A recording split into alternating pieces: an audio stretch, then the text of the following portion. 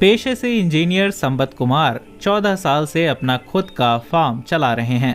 वो 10 हेक्टेयर जमीन पर पशुपालन करते हैं और एकीकृत व्यवस्था से खेती करते हैं।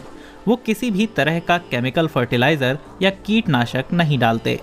कई तरीके आजमाने के बाद आखिरकार अब उनका बिजनेस अच्छा चल रहा है।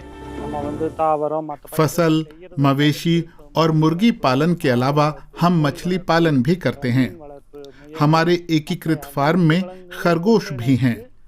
जानवरों के मल को हम अपनी फसलों के लिए खाद की तरह इस्तेमाल करते हैं। इस तरह इस खेती में काफी मुनाफा होता है। सस्टेनेबल तरीके से एकीकृत खेती करने वाले किसानों को तमिलनाडु सरकार वित्तीय मदद देती है, क्योंकि शुरुआत करना आसान नहीं है।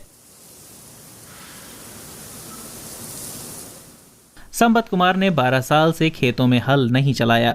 जानवरों से हासिल प्राकृतिक खाद से ही मिट्टी को भरपूर पोषण मिल जाता है।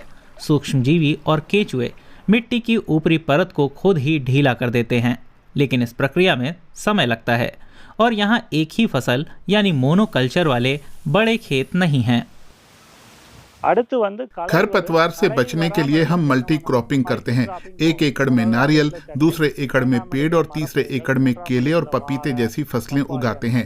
चौथे एकड़ में सहजन के पेड़ और चारे की फसल और 5वें एकड़ में काली मिर्च। धूप के हिसाब से उनका क्रम तय होता है। पर्याप्त छाया रहती है तो खरपतवार कम होता है।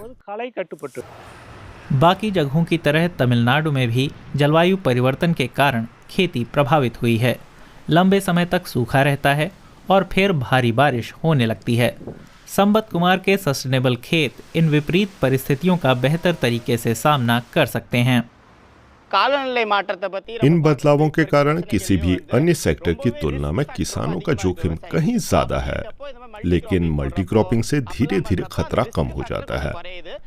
अगर 3 महीने बारिश नहीं हुई तो हम किसी न किसी अन्य फसल से कमाई कर सकते हैं, लेकिन एकल फसल वाली खेती तो जुए जैसी है। जीतेंगे या सब कुछ हार जाएंगे।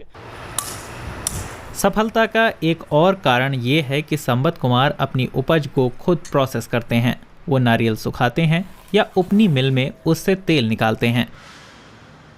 केले को सुखाकर बेचने पर उन्हें ज्यादा पैसे मिलते हैं। पेशेवर वितरक या विक्रेता उन्हें ग्राहकों से जोड़ देते हैं। इंटीग्रेटेड फार्मिंग यानी एकीकृत खेती के कारण संबत कुमार को खेती से मुनाफा हो रहा है। ये इस इलाके के अन्य किसानों के लिए भी सफलता का एक नया मॉडल बन गया है।